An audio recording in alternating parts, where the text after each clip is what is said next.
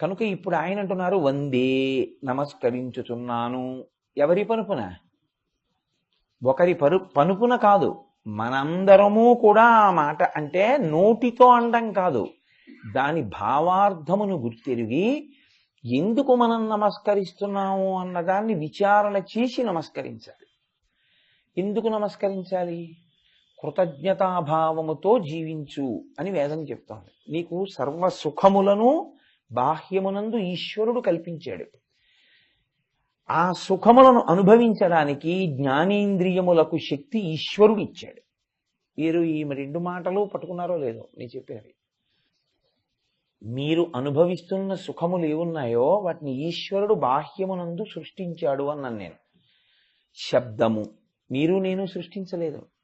ఒక వీణ తీగ మోగితే ఇలా మోగాలి అని, ఒక కోయిల కూస్తే ఇలా కుయ్యాలని, ఒక జలపాతం పడితే ఇలా అందంగా ఉండాలని, ఒక చామంతి పువ్వు పూస్తే ఇంత చిన్న చిన్న రేకులు అన్ని వరుసలుగా అంత అందంగా పేర్చాలని, వేటిని మీరు సృష్టించలేదు. ఏ చామంతి పువ్వులో పూరేకులు మీరు పేర్చలేదు.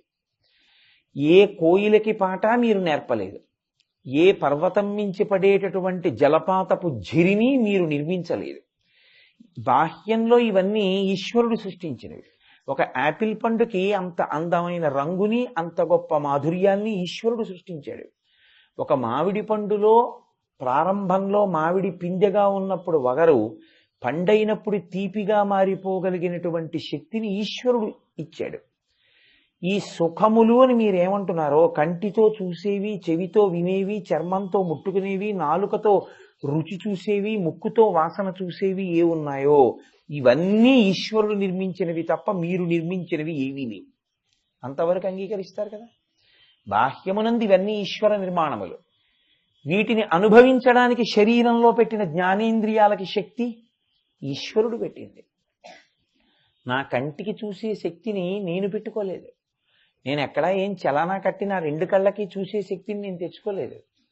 నా చెవులకి వినే శక్తిని నేను తెచ్చుకోలేదు.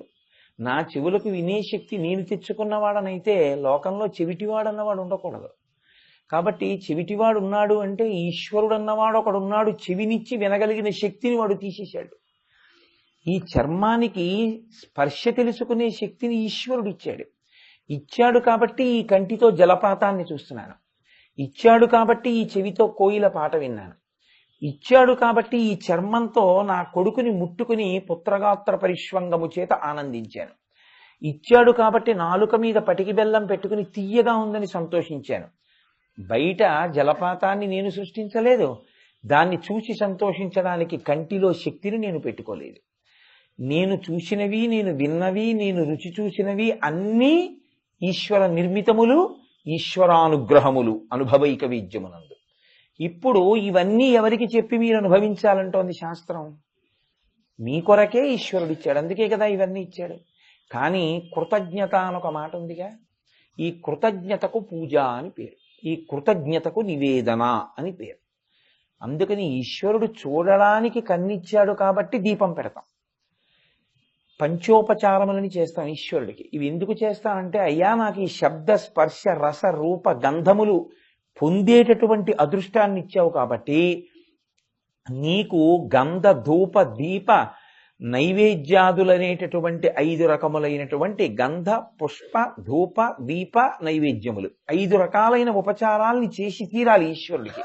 ఎందుకు? ఈ 5 ఇచ్చినందుకు 5 రకాలుగా కృతజ్ఞత చెప్తాం. ఒక్క ఉదాహరణ చెప్తాను. దీపం ఎందుకు పెడతాం?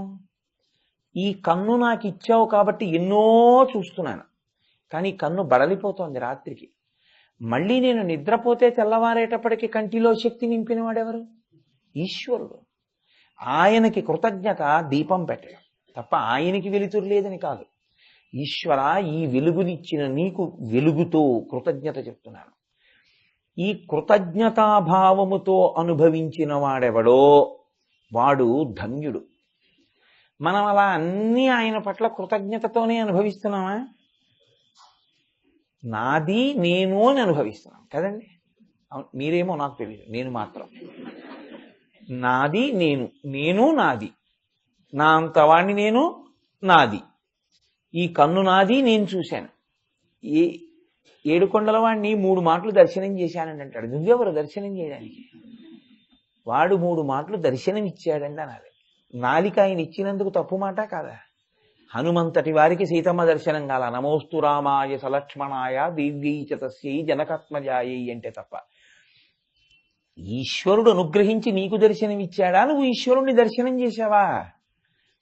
నా యందు కృప చేసి వెంకటరమణుడు 3 మార్లు దర్శనం ఇచ్చాడండి అనాలి. మనం ఏమంటాం? 3 మార్లు దర్శనం చేశానండి అంటాం. ఆ కొండ కుక్క నువ్వు 3 మాటలు చూడడానికి. వాచికమైన దోషము కృతజ్ఞతా భావము, దీని చేత పతితమవడము అంటారంటే కృతజ్ఞతతో అనుభవిస్తూ ఉంటాం. ఈ కృతజ్ఞతకు పాపమని పేరు. ఈశ్వరునిది ఈశ్వరునికి చెప్పకుండా నాదని అనుభవించుట. నాది అని ఎవరంటారు? మనస్సు అంటారు. మనః అంటే నాది నాది అండం. దీన్ని తిరగేయండి. నమః నమః, నాది కాదు నాది కాదు. ఓం కేశవాయ నమః, ఓం నారాయణాయ నమః, ఓం నిధనపతయే నమః, ఓం నిధనపతాంతికాయ నమః, ఓం శర్వాయ నమః, ఓం శారదాయై నమః.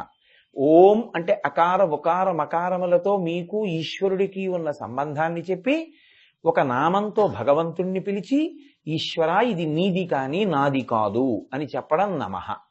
మనః బంధిస్తుంది, నమః విడుదల చేస్తుంది. తాడిలా తిప్పేస్తే బంధనం, తాడిలా తిప్పేస్తే విప్పడం, అంతే కదండి. మనః బంధనం, నమః విప్పడం. ఇప్పుడు మనః నమః చేయడం వందే నమస్కారం. ఎందుకని? నాది కానిది, నా అంత నేను అనుభవించలేనిది నీవు సృష్టించి నా చేత అనుభవింపచేసి నాకు సుఖమన్న భావన కల్పించావు.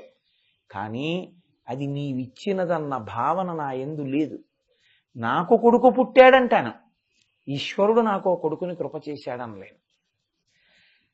నా కొడుకు ఇంజనీరింగ్ చదివాడంటాను, ఈశ్వరుడు నా కొడుకు ఇంజనీర్ అయ్యే అదృష్టాన్ని ఇచ్చాడనలేను. పైకి అక్కర్లేదు, లోపల కూడా ఆ భావన మెదలదు. ఈశ్వరుడు అంటాడు, నీకు వ్యక్తీకరణ శక్తి లేకపోవచ్చు, అంటే నువ్వు వాచికంగా చెప్పలేకపోవచ్చు, నీకు భావన ఉందా? నాకు చాలన్నాడు ఆయన. అందుకే లలితాష్టోత్తర శతనామావళిలో అమ్మవారికి ఓ నామం ఉంది, భావనామాత్ర సంతుష్టాయై నమః. నీకు ఆ భావన ఉంటే చాలా ఆవిడ సంతోషిస్తుంది. అమ్మా నేను నిద్రపోవడం ఏమిటమ్మా?